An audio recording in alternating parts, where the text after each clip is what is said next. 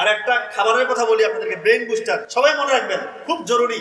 রাতের বেলা 1 গ্লাস পানিতে 1 চামচ হলুদের গুঁড়ো, 1 চামচ মেথি আর 1 চামচ মধু। রাতে মিশাতে পারেন মধুটা চাইলে সকালবেলা মিশাতে পারেন। এই যে ভিজিয়ে রেখে সকালবেলা পান করলেন, মধুর মধ্যে রয়েছে গ্লুকোজ এবং ফ্রুক্টোজ, ইনস্ট্যান্ট আপনাকে ব্রেইনের মধ্যে এনার্জি দেবে। এবং এটা এমন একটা অ্যান্টিঅক্সিডেন্ট যার মধ্যে রয়েছে ফ্লাভোনয়েড এবং ফেনোলিক অ্যাসিড, যেটা কিনা আমাদের ব্রেইনটাকে সে প্রতিনিয়ত শক্তি জায়গায়, ব্রেইনের যে নার্ভগুলো আছে তার ইন্ডাকশন পাওয়ার বাড়ায়। কথা কি বুঝতে পারতেছেন? ব্রেইনের কর্মক্ষমতা বাড়বে।